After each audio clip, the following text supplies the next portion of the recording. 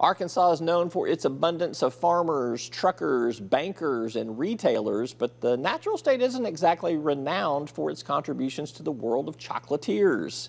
There is a notable exception. Carmen Portillo with Cocoa Belle Chocolates in Little Rock has carved out quite an international reputation with more than a decade in the business. The COVID-19 pandemic altered her luxury business strategy, and she is emerging stronger than ever. We hear her business success story in this week's Arkansas series presented by First Security Bank. Tell me a little bit of how did you get into chocolatiering? How did you become a chocolatier? Yeah, it's a journey that actually started. The seed was planted when I was 19 years old, and I lived in right outside of London, England, and that's where I had my first gourmet chocolate truffle for the first time. And I was actually able to see the chocolatiers in the chocolate shop make the truffles, and it was just such an artistry that I was enamored by. And then I found myself as I was in Europe. I traveled to Paris as well. I would always have to look for a chocolate shop to visit. And I was just fascinated by it. Long story short, I came back to the United States, continued on with my education, started in the career field of accounting. I worked for an accounting firm here in Little Rock. And not too long after that, I decided I wanted to do something creative, wanted to do something different and own my own business. And so I wanted to do something in the culinary arts. And that's when that ping of becoming a chocolatier kind of lit up in my brain and in my heart. And I literally got on Google and Googled how to become a chocolatier. And I found a couple of schools in the United States that specialize in that. And I went to the Notter School for Confectionery and Chocolate Arts in Orlando, as well as a certification through École Chocolat Vancouver, based out of Vancouver, Canada. And in 2007, I became Arkansas's first certified chocolatier. In 2008, I opened my first storefront in the Little Rock River Market. And then from there, it's definitely been an interesting journey and continue on to do what I love. Well, how difficult was it to get started? Where did you find kind of your first customer base and know, I think I can make it? Yeah. So, one, there wasn't anything around at that time as far as being made here in Arkansas, as far as luxury and handmade crafted chocolates. The bean to bar craze wasn't around then. And so I knew that people would travel outside the state and they would bring back gifts and things like that. So I know people consume the chocolate, but I think a lot of people underestimated that in Arkansas, people want more than just fudge, right? We want something that is a treat and something that's a luxury sometimes. And so I had to test the market, of course. And I found that test the market and also educate the market as well, that this is something that you can get here locally. I wanted to create kind of a nostalgia with my ingredients and what the flavors that I develop.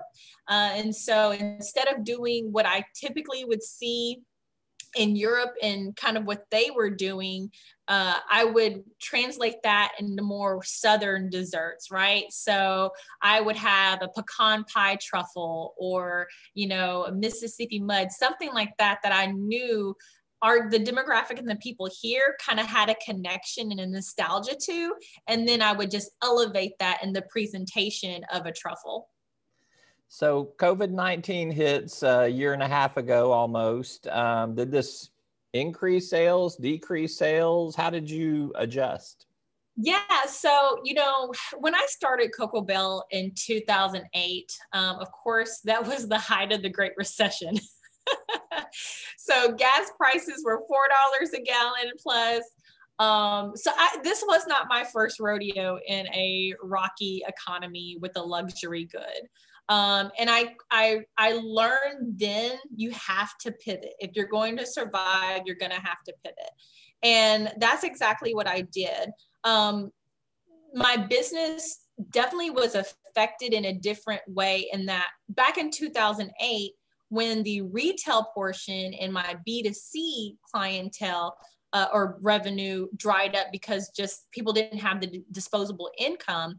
I went into the weddings, events, started doing, hotels, turn downs, all that kind of stuff. But with COVID, I couldn't do that.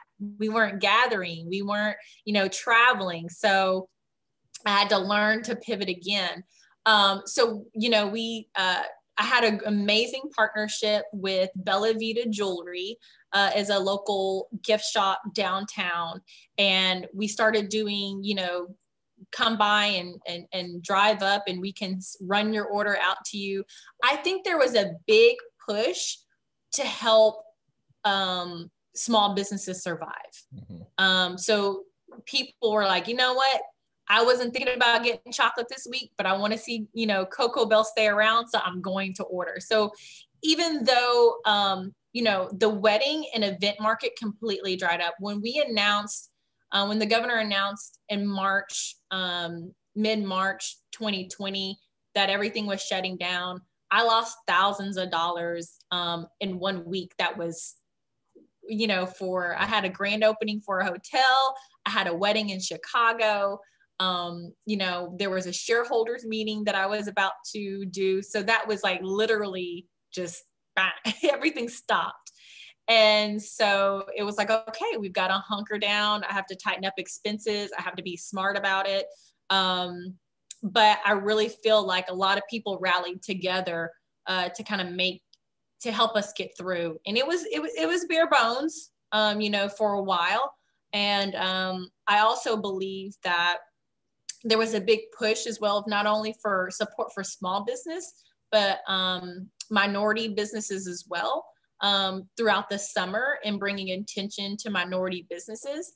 And that actually wasn't just a local thing, that was nationally. So I started getting a lot of companies that were wanting and seeking out Black-owned chocolate businesses. And it's grown from there. You are on the cusp of some bigger things. I don't know how much you can reveal at this time, but I mean, can you kind of tell me where you see your business growing over the next, say, 6 months to 2 years? Yeah, well, we're actually kind of redesigning some of the products that we're offering. I'm looking into going into bigger markets outside of the United States. Outside of Arkansas.